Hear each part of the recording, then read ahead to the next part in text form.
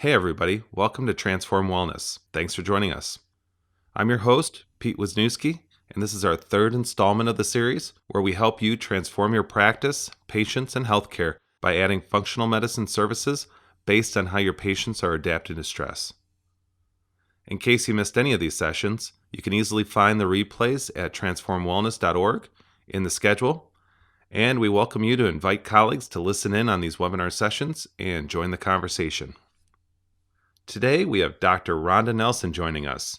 She focuses on discovering and correcting the underlying causes of health challenges, drawing on her extensive training and professional experience to provide relevant clinical solutions and practical applications for your patients. Based in Redding, California, with a second clinic in Seattle, Washington, Dr. Nelson has gained the respect of patients and doctors alike. She is a dynamic speaker with a thriving practice, firmly rooted in the principles of functional endocrinology and lifestyle modification. She has seen and consulted with thousands of patients all over the world, dramatically improving health and well-being with simple diet and lifestyle changes. Dr. Nelson teaches a significant number of continuing education seminars for doctors interested in learning how to incorporate functional endocrinology and interpretation of lab tests into their clinical practice. Now, without further ado, I will turn it over to Dr. Nelson. Hi, this is Dr. Ronda Nelson. I'm so excited to be with you today at the Transform Wellness webinar series. We've already had a couple of them and they've been met with very good response. Everyone's been real happy with them. So I hope that I'm going to be able to lend some additional information to you today about how to really transform your practice as well as your outcomes when you're working with these patients that come in with adrenal issues, ovarian issues, thyroid issues, or just overall dysfunction, because using this model of the endocrine triangle provides for you a basis to be able to deal with the patients and provide support for them by managing and establishing a good, strong foundation. So let's jump in and get started right away. The hormone system is a very unique system in the body. These glands are made up of primary glands and secondary glands. We're today going to be talking about just the primary glands. Now, each of these glands secretes its own respective hormone or hormones. They are released directly into the bloodstream, upon which they are instantly bound to a protein, or greater than 99% of them are bound to a protein, and they travel around the bloodstream waiting to jump off at a capillary to go get to a cell so that it can engage with the cell and release its message. Because what these hormones are chemical messengers. They're regulating all types of activity in the body, including growth, metabolism, and protein synthesis. So because they're so needed in the body, they control a large number of functions, and this is certainly not all-inclusive here. Detoxification, development, tonicity, circulation, any kind of function, growth, metabolism, or reproduction. If you think of that, whether it has to do with growth, metabolism, reproduction inside a cell, in the organism as a whole, as it has to do with muscle growth, whatever it is, you can know that these glands are going to be a key part of that. So the primary glands that we'll be talking about are the pituitary, the thyroid, the gonads, meaning the ovaries or the testes, and then, of course, my favorite, the adrenal glands. So let's take a look for a minute at this basic triangle that we'll be referring to today. So the endocrine triangle is exactly as you see here, a triangle. In the center of the triangle is the pituitary gland. The pituitary gland is the master regulator. So it's considered the master gland, and it is a gland. However, it's really like air traffic control at the airport. The glands are like the airplanes, and the people are the hormones. It's getting a message, it's seeing a signal from its screen, which we'll see comes from the hypothalamus, and then it's taking that message and relaying it out to the players as they need to be notified as to what activity to happen, where to turn right, where to turn left, when to stop, when to go. So that's what's happening with the pituitary. Now, the three glands that it's primarily interacting with of these primary glands are the adrenal glands, the ovaries, and or the testes. Now, note that both of these are at the bottom of the triangle. The third gland is the thyroid, and thyroid sits at the top because I think that it's the gland that controls and regulates and kind of runs the show. We're going to look at that in a little bit more detail in a few minutes as well. So let's see how this works with this HP axis. I'm sure most of you are already familiar with this, but as a general review, the physiologic feedback comes into the hypothalamus from the body. Now, when I'm teaching seminars across the country, I always explain that the hypothalamus is nothing but a big funnel, and it just collects and assesses. That's what it does. So it's collecting information through the nervous system, the temperature outside, how I'm feeling, whether someone's made me angry, am I in traffic, am I hungry, am I tired, do I need more protein, do I need to go to the bathroom, do I need to stop, am I too stressed? It's collecting all of this information and it's giving it to the hypothalamus. Now the hypothalamus has the job of assessing the information, and it assesses it, interestingly enough, not only from a biochemical standpoint or just to maintain normal homeostasis in the body, but there's a huge component involved with the hypothalamus, and that has to do with the limbic system or the emotional system. We have what I call triggers, and we all know what those are. One person could say one thing to us and we would react a completely different way. And for those of you that might be married, you know that your spouse or significant other could really, really push your button. So when this physiologic feedback comes into the hypothalamus, if you've had some button pushing experiences with that person in your life, then as that feedback comes in, the hypothalamus goes, oh yeah, no, we need to push the button on this one. And it's going to send a different signal to the pituitary. The hypothalamus is very, very regulated, or has a, I shouldn't say regulated by, it's influenced strongly by the limbic system, which is your emotional center. So after the hypothalamus is done assessing the information, it's going to send one of two hormones to the pituitary. It's either going to give a green light or a red light to the pituitary. It's either going to say go or stop. That's it. It's going to inhibit or release. So the pituitary gets the signal, and the pituitary says, no problem. So the pituitary, like air traffic control, sends its signal down to the glands. In our case, we're talking about these three primary glands, and the hormones that the pituitary will be releasing in response to those glands is ACTH for adrenal signaling, FSH, LH, that's ovarian and gonadal signaling, whether it's ovaries or testes, same hormones, and then TSH, of course, for the thyroid. So those are the four hormones. So the pituitary releases it to the gland, the respective gland. The gland then signals, and the downstream hormone is hopefully released from the downstream gland. That feedback goes back. It starts the whole process all over again. And there's a number of things that can interrupt this. And if you want more education, more training on this, you can visit my online website, which is wellbodyinstitute.com, for more training education. But a great way for you to learn more about this is to keep coming back to the webinars, because we'll be talking more and more as we develop out these webinars and online training opportunities. You'll be seeing more and more of this if you need more education. Now let's talk about each one of these glands. The adrenal glands are, again, my favorite. You notice here that the adrenal gland has three kind of parts. We've got the outer capsule, but then it has primarily the cortex and the medulla. These are both the hormone-producing structures. So the medulla produces the fight or flight hormone. So that would be epinephrine, norepinephrine, otherwise known as adrenaline and noradrenaline.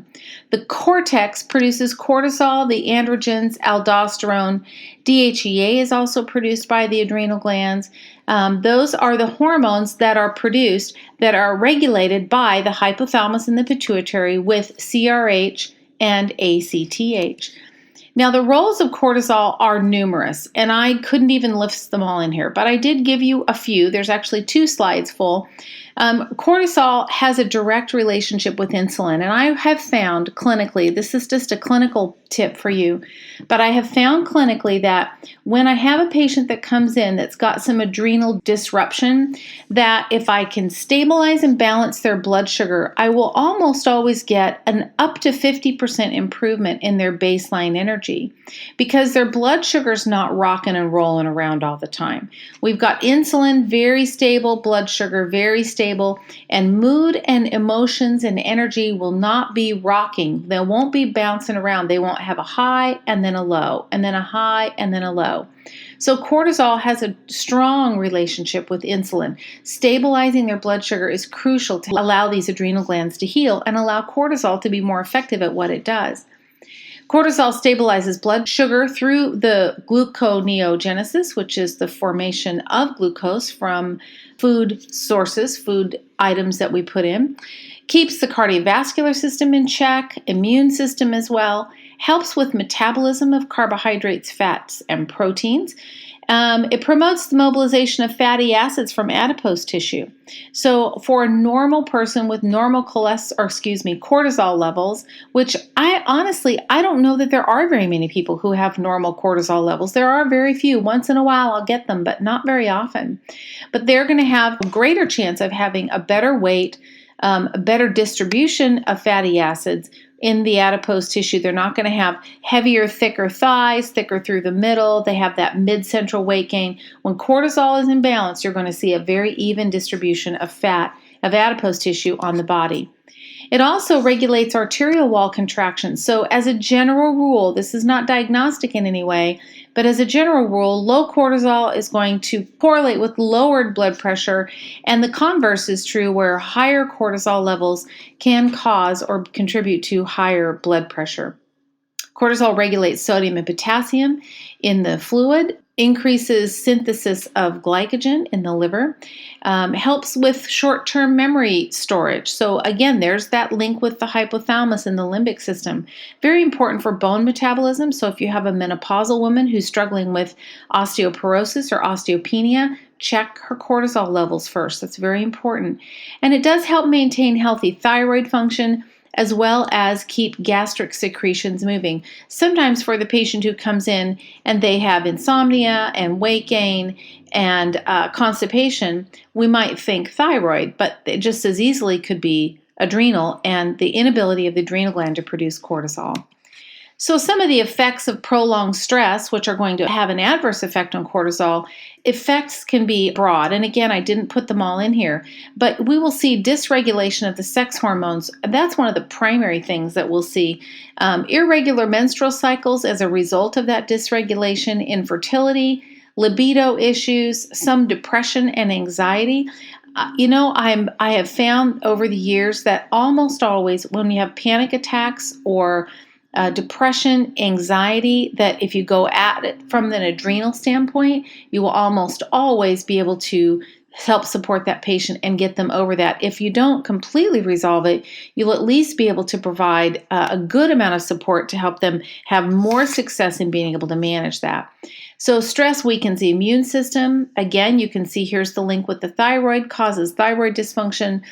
Insomnia, poor sleeping patterns, waking up frequently at night, that often has to do with dysregulated blood sugar, and the adrenals are trying to rescue blood sugar because the patient's not eating well and they're up at night. The role of cortisol in the adrenals is so key for normal physiologic function. Again, we mentioned digestive disorders and then downregulation of that hypothalamus pituitary adrenal axis. So these are just some of the things that you can see when you're looking at or thinking about how your patient is being affected because of long-term prolonged stress. Now let's take a look at this adrenal hormone pathway. And in my seminars, I go through this in great detail, but for now, we're not going to dissect it all the way out. It looks a little complicated. It's really not. Cholesterol is the precursor material for all of these hormones. Now, ensuring probably the most important thing that you can do when you're working with a patient who you suspect has some type of endocrine dysfunction is check their cholesterol levels. I just had a case not just a few days ago, and it was another doctor who had consulted with me about a case they weren't quite sure what to do with. And I said, "Do you have a blood test?" And she said, "Yes, let me fax it over." So she sent it over real quick, and I looked at it, and the man was suffering from ED. And low libido, just didn't have his game just was not not working. He couldn't get it working for anybody with anything. He was very apathetic, had all the classic signs of loss of androgen dominance. But I said, let's check his cholesterol. He was a 6 foot tall man, weighed about 200 pounds, so his height and weight were appropriate. His cholesterol was 123. Now, there's no way he can make adequate steroid hormones right here. The cortisol hormones cortisol, and the sex hormones with a cholesterol of 123. It's not going to happen. It can't happen. It's physiologically impossible. So I said to the practitioner, your job is to you can support his adrenal glands, but you've got to get his cholesterol up, and that's by working with the liver and increasing dietary fat. So you can see here that the orange boxes, beginning with pregnenolone converts over into our first column and ultimately down into cortisol. When that happens and the person is under long-term prolonged stress, you can see that pregnenolone is going to go down to cortisol. Now, the body's going to prioritize stress handling over libido. Which is more important? That I'm going to have so much stress, I've got so much stress in my life that I'm going to go, jump off a bridge, or I have poor libido and erectile dysfunction. I'm pretty sure that the body's going to choose stress. So all of the precursor material runs down to cortisol. This is called a prolonged stress response, and it's always at the expense of those sex hormones. This is what we call the pregnenolone steal. And it always will compromise these sex hormones. This is where the sex hormone dysregulation comes into play. So when the patient's under prolonged stress, you can always assume that their sex hormones are going to be dysfunctional. Now let's take a look at these sex hormone producing glands. We've got the male anatomy and the female anatomy. Look how similar they are. The male, obviously, we're looking at the testes as being the primary hormone producing glands. And then in the female, we've got the ovaries as the primary hormone producing gland. Now, balance between the ovaries and the cortisol production in the adrenal glands is crucial. So since the hormones are synthesized in the ovaries and they do maintain a very natural balance, a delicate balance, but a very good one with adrenal hormones, we've got to manage stress before we think about using alternative complementary, herbal, nutritional, dietary support for sex hormone production. Because if the adrenal glands are out of whack, then the sex hormones are going to be dysfunctional, and they're going to stay dysfunctional until you resolve the chronic prolonged stress. You've got to go after the stress every time. Really, the sex hormones are probably the easiest ones to fix, along with the adrenals. Thyroid's a little more complicated. But the sex hormones are going to stay dysregulated or not going to fully correct themselves as long as the patient looks like this woman here, stressed out, all messed up. She's up late at night. She's not sleeping. She's worried. She's got bills. She's a single mom. Sometimes those things, stress doesn't change. In other words, life stressors don't change. We can't check out from our lives. We can't make the bills go away. We can't make the kids go away. We've got them. So we have to do something with them. So what we want to do is we want to figure out how can we help the person be able to adapt to their stressors a little bit better? How do we help them so that they can do a little bit better job when they are under those kinds of stressors? How do we help them adapt? And there's a group of herbs that are called adaptogens, and they work wonderfully. We're going to be talking about those a little bit more at the end. This is just a little, kind of a clinical tip for you, but because the adrenal glands, if you didn't know this, they are the backup hormone production system for the female sex hormones while a woman goes into menopause. So when she goes into menopause, if her adrenals are in trouble or compromised at all, she's going to have great difficulty in menopause. Hot flashes will be increased. She'll have more insomnia. She'll have more depression, possibly mood, anxiety, all those symptoms, that weight gain that come in because the adrenal glands are weak. Menopause isn't as much, I don't think it's as much a hormonal problem when they start getting symptomatic like that as it is an adrenal issue. If you fix the adrenals and then you still have a few little symptoms laying around that haven't quite resolved, those are most likely due to hypothalamic issues, or they may be due to other exogenous hormones or something like that. We may need to help them along that way, but that's not what we're focusing on here in this webinar. But the key here is when you've got a menopausal woman who's symptomatic all over the board, always go after her adrenal glands. The best thing you can do clinically with your female patients prior to menopause is ensure they have strong adrenal glands. This also, and this is, a side note here, but when you've got menopausal women and they talk about the weight gain that comes on in menopause, the reason that happens is because the adrenal glands are weak. And when the adrenal glands are weak and the hypothalamus says, hey, this woman's getting ready to go into menopause here in the next, 6 months, because we only have like 5 follicles left in the ovary. So how's our backup system doing? Oh no, the backup system's doing really bad. What's our second option for having available hormones in the body? If the adrenals aren't going to be able to provide those hormones as the backup system in 5-6 months when she finally goes into menopause, what are we going to do? Well, there's one other place that the body can readily get hormone production from, and that's adipose tissue. So, in response to poor adrenal function, the body goes, well, yeah, she's not going to like this very much. I know that, and I know it's probably going to cause her stress, but I'm going to have to put an extra 5 to 10 pounds on her of fat, and I'm going to have to put that fat under lockdown because the adrenal glands are not working. So the fat isn't going to come off with diet and exercise because the body's kind of got it like padlocked. It's on lockdown. It's not coming off.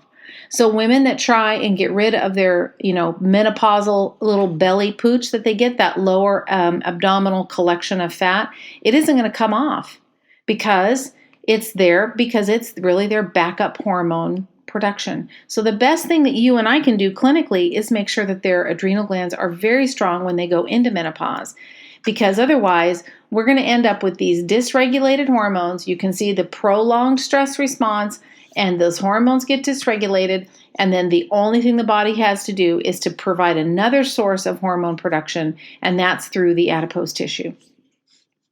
Now let's take a look real quick at the thyroid.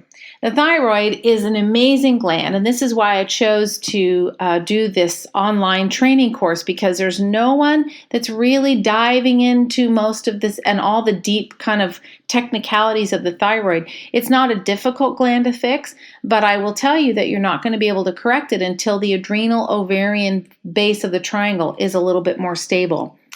The thyroid, being a key endocrine player, is one of the largest glands. It has a very slow rate of turnover, and it basically what it does is it synthesizes, stores, and then secretes thyroid hormones, and those hormones are made from iodine. It's responsible for growth, development, and metabolism. You can see that's kind of the fundamental theme with the endocrine system. And about 75% of the total iodine in the body is stored in the thyroid. It's about a 2 to 3 month supply. So we often will use thyroid hormones kind of synonymously with iodine levels in the body. They're not the same. There's other storage places for iodine, but that's the common thinking way that we think about it. Now, this master gland also, the thyroid also, its hormones exert effects on all of these other systems and tissues in the body as well. Thyroid hormones have a profound influence on the heart, the liver.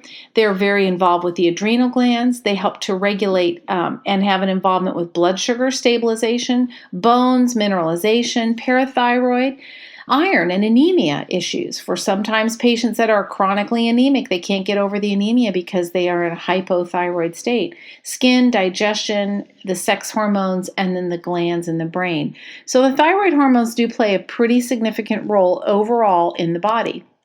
Now, this is a chart you may or may not be familiar with, and I put this in here because it's such an important piece of our history as far as working with endocrinology and dealing with these endocrine patients. This is called Harrower's chart.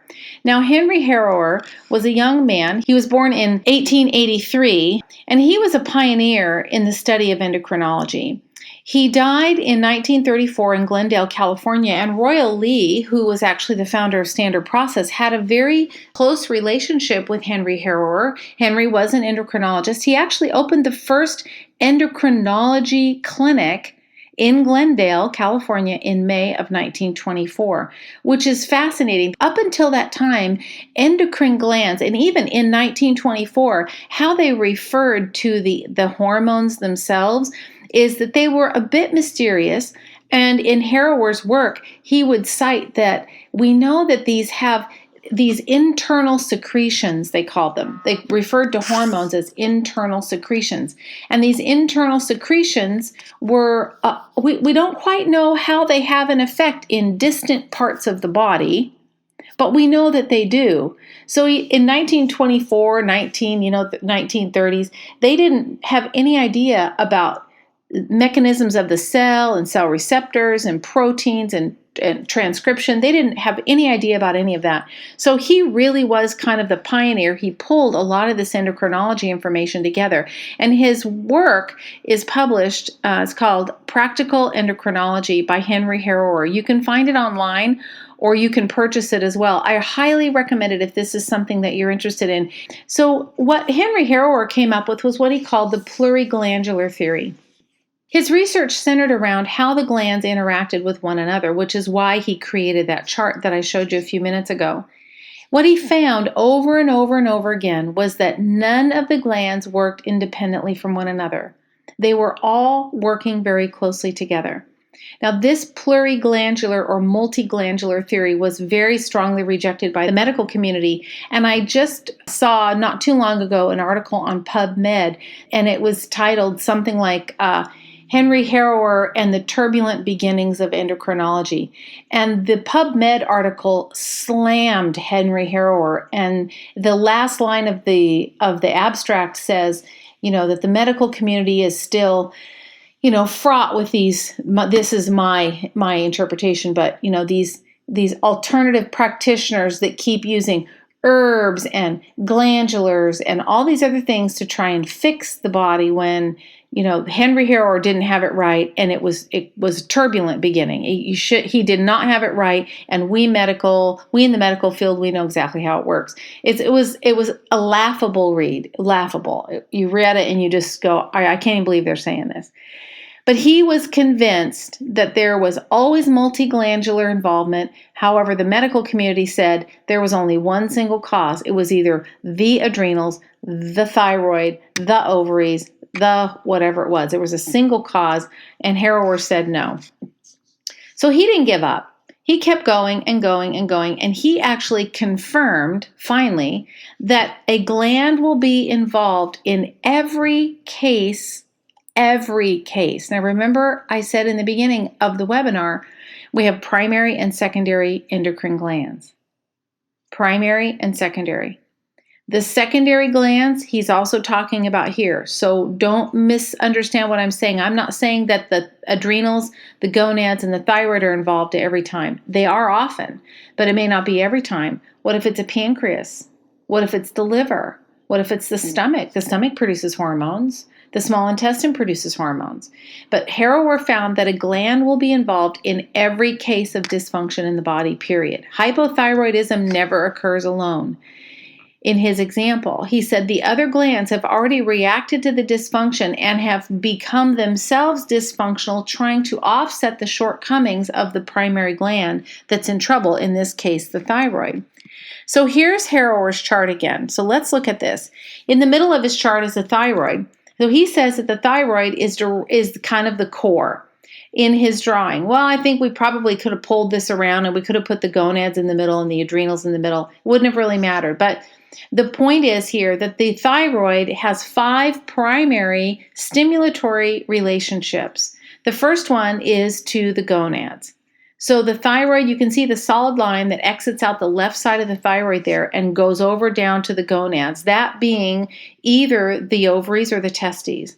So there's that link of the endocrine triangle, right? We've got the gonads and the thyroid very strongly linked. We have the thyroid connected to the pituitary. There's that stimulating line. We have the thyroid connected to the pancreas duodenum. This is the digestive piece right here, or the blood sugar piece.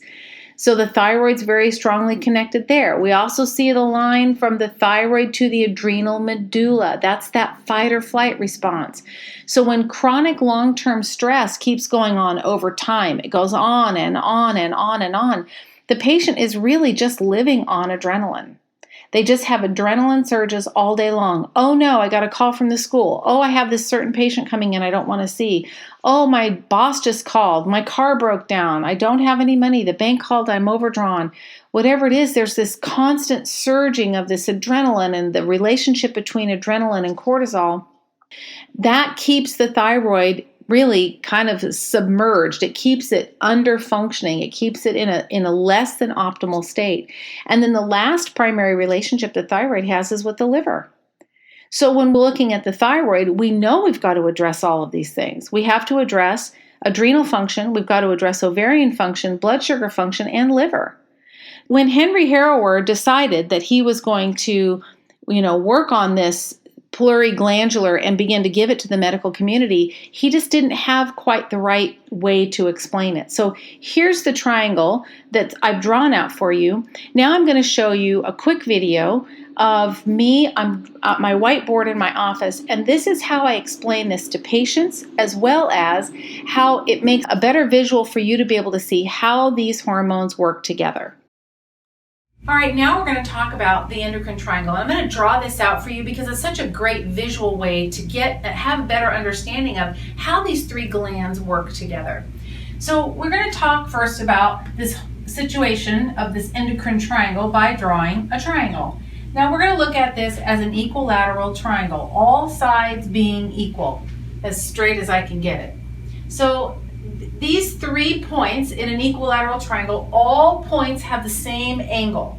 So they all bear the same weight with one another, all 3 of the glands. Now this corner over here is the adrenal glands.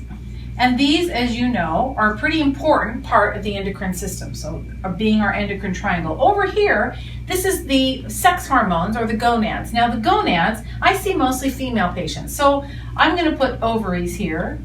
But if you were seeing a man or you wanted to talk about the testes, you could just as easily substitute that in there. So we have the adrenals, we've got the ovaries, and then the third gland, as you know, is going to be the thyroid. Now the thyroid sits at the top because it is the master gland. Now the thyroid, all of these glands are all governed by, as you know, the pituitary, right? So the pituitary sits in the middle of this situation, and it signals to the thyroid with TSH. It signals to the ovaries with FSH and LH, as well as the testes, same 2 hormones. And then it signals, as you know, to the adrenal glands with ACTH. So the pituitary is sending the signals. The glands are responding the way that they're supposed to or capable of. The pituitary may be sending a signal, but what if the gland is weak? Or what if the adrenals are not able to respond, yet the pituitary is signaling? Why would the adrenals not be able to respond? This is because they've been put under long-term chronic stress. So we have the pituitary in the middle. We've got our 3 glands. Now what's unique about this is that the adrenals and the ovaries, as we've already talked about, are made of the same precursor molecule, which is cholesterol. So cholesterol makes these 2 have very strong common denominator, and they form what I call the endocrine base. So when these 2, or the level of cholesterol, is sufficient enough and the glands are actually able to make their respective hormones, this base creates a solid foundation for the thyroid to function on. Now they're all related to one another, because if we draw, again, a line from here to here, the adrenals and the thyroid are definitely connected. The ovaries and the thyroid are connected. The adrenals are ovaries. This is the knee bone connected to the hip bone thing. They're all tied together. We can't just isolate one without looking at all 3, including the pituitary, so really 4 glands. But the 2 primary glands that you always want to get stabilized right in the beginning is the adrenals, and then subsequently the sex hormone gland, for whichever sex you're dealing with. Now, if this foundation starts to wobble a little bit and it starts to become dysfunctional, if the adrenals become taxed because of long-term prolonged stress, what will happen is they start to become dysfunctional. Now we've got adrenal glands, and maybe our corner is like down here somewhere. When the corner becomes down here, what happens is this starts to stretch and come down here. That's going to put extra stress on the ovaries and on the thyroid. Now, when that stress happens on the ovaries and the thyroid, these two will become dysfunctional. This one started the process, and then it's going to finish over here with the ovaries and the thyroid. And these are going to then become dysfunctional. So what we want to do, if we have dysfunction anywhere in this endocrine triangle, where are we going to look first? Always going to be the adrenal glands. We want to right this corner, bring this back up to its normal so that the pituitary signal can be reinstated. We can take the stress off of the ovaries by re-engaging the structure, so to speak, or the system, so we can re-engage the ovaries and then provide support to the thyroid. But I always say that the thyroid is the very last man standing. So the thyroid doesn't go down unless the adrenals and the ovaries have become dysfunctional. So if we look at Harrower's chart, we can see that Harrower says the thyroid's right in the middle. We can see Harrower is right in the middle. But there is a direct connection to the adrenals and to the ovaries from the thyroid. So that's the connection. But when we come in and we provide support, we always want to provide support here and here. Because if we don't get these two glands up where they need to be and make sure that the patient's got enough cholesterol, if the patient has a cholesterol of, let's say, 123, 128, 132, or even 99, that is not enough cholesterol to be able to make these hormones. And if the body can't make these hormones, then ultimately the stress is going to happen there on the thyroid. Pituitary function or pituitary signaling is going to be compromised, and the whole triangle ends up looking like an isosceles triangle, right? You've got one long, everything's all squished up on one end and long over here on the other end. Now, another thing to think about is for a woman in menopause, and again, it's because I see so many women in my practice. For a woman in menopause, when these ovaries start to become less able or unable to produce the thyroid hormone, the ovarian hormones, guess what the backup system is? It's right there. So when the adrenals are under stress and a woman goes into or begins to go into menopause, her symptoms, ovarian symptoms, are going to be significantly worse. She's going to have more hot flashes, more insomnia, more night sweats, more memory loss. All of that's going to be more accelerated because she doesn't have good adrenal function to be able to support that. So the most important place you always want to go is start here with the adrenals. Use herbs, use the nutrients that the adrenals need to be able to provide the hormones that the body needs in order to promote health, wellness, vitality, energy, stamina, ability to think, ability to handle stress, ability to be able to relate with your life. You fix a patient's adrenal glands and you've really given them a brand new lease on life. Now, once we've seen these endocrine dysfunctions, and you can either do testing if you're comfortable doing that. I do a lot of saliva testing in my office. It's difficult to see the steroid hormones there or that adrenal ovarian link, that foundation of the triangle. You can't really get that on a blood test. The hormones themselves, they really do need to come through saliva. However, cholesterol is of value here. But when we've got dysfunction in those primary glands, we've got to get in and start helping the patient make the changes that they need to make. Those changes can include, at very minimum, lifestyle modifications and food changes in food choices. We have to balance and stabilize blood sugar. We've got to get them into an environment that is as clean as possible, meaning, if they live or work next to a bus station or somewhere that's, a busy street or a freeway, let's see about helping them get some filters or getting them moved or something. Contaminated water, have them put a purifier on their household water so they can get better water out. Talk to your patients about the synthetic chemicals that they're being exposed to, whether that's household cleaning products, perfumes, fragrances, candles, body care products, etc. The list just goes on. And those chemicals, as well as the other toxins, just end up accumulating in the tissue, and then they end up being in big trouble. So we want to make sure that we've got a lot of time spent in educating them. These are just really impossible to avoid, but ultimately what you're going to see is the primary complaint is going to be fatigue. So we want to start, if we haven't driven this home, I'm driving it home.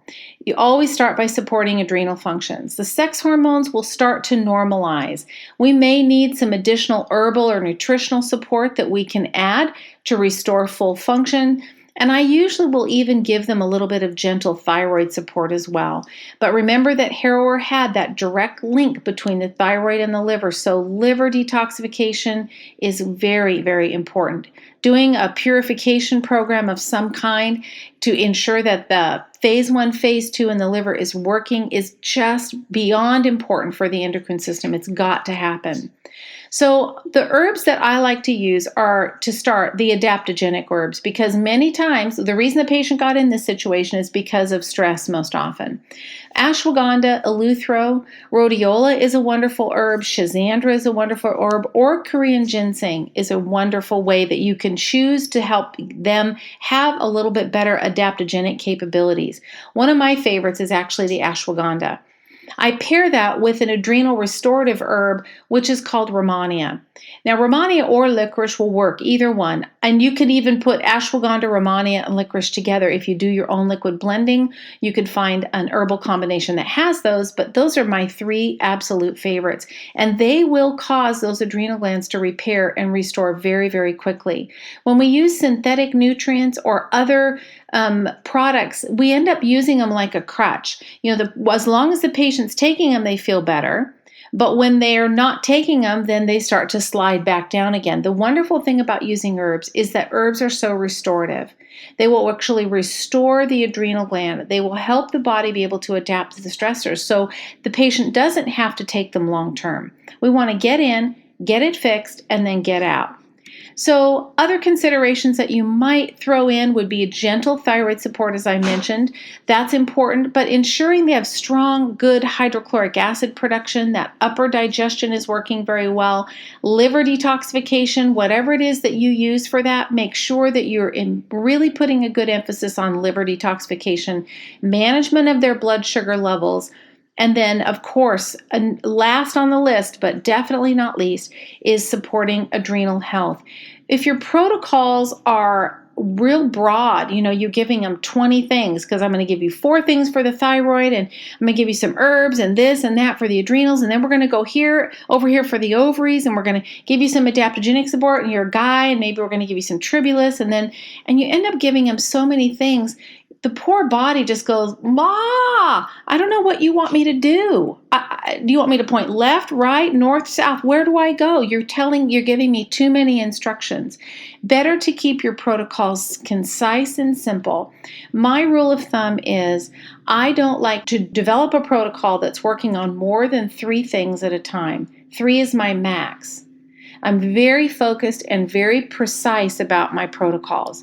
So if I'm going to provide adrenal support, maybe some gentle liver support, and a little bit of thyroid support, and that's all I'll do. Or maybe digestive support instead of thyroid.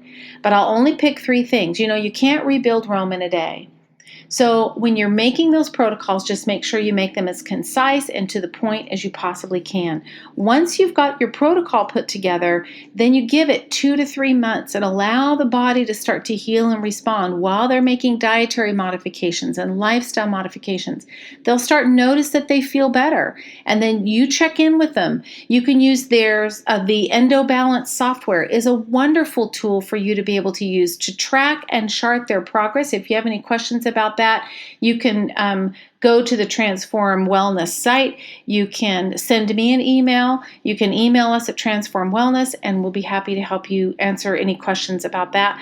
But the EndoBalance software is a fabulous way of getting this endocrine system back in line where it needs to be with measurements, weight, diet, testing, etc. It's a very good clinical tool to be able to assess. If you need more information or want some help about working with blood sugar, be sure you check and listen to Dr. Annette Schippel's webinar that's on the Transform Wellness site as well. She did a great job talking about how to balance and restore using the adrenal glands, the pancreas, and the liver, and how those 3 really work together in the body to be able to, when they work cohesively together, they're going to create good, solid, stable blood sugar. So thank you so much for attending the webinar. I think we've got some time for questions and answers. Wow. I think I speak for everyone listening in when I say thanks for putting this together and this valuable information. Let's try and switch gears before we jump into the question and answer session, letting you know about Dr. Nelson's online course, Mastering the Thyroid. To transform healthcare, we need to transform how we're educating ourselves and our staff about the common endocrine disorders that are walking into our lives every day. I had the chance to review this course, and I have to say that it's extremely convenient, very professionally done, and the quickest way to get up to speed. If you like Dr. Nelson's teaching style and want to become the master of the endocrine triangle, then you can start to become the thyroid expert in your community with this 12-hour course. This course includes case studies, Dr. Ronda's protocols, handouts, mentoring, and moderated group discussions, with so much more. I encourage you to check it out at try.wellbodyinstitute.com. Once again, that's try.wellbodyinstitute.com to enroll and add thyroid products and services that everyone, right now, everyone is looking for. I hope everyone is getting excited as we start to gain some momentum through these sessions. We're continuing the series with upcoming sessions including introducing patients to your wellness program, blood sugar lab testing, thyroid physical signs, and staff integration. Once again, I encourage you to invite a colleague to join us as we go through these sessions and really start to become passionate about this work. Next week, we have the real deal, Dr. Bill Hemmer, show us how he introduces his wellness program to his chiropractic patients. I think you're going to find this refreshing how simple he makes it. Add to your calendar next Tuesday, the 25th, 5 tips to introducing your wellness program to your patients. Now, let's turn it back over to Dr. Nelson and field some questions.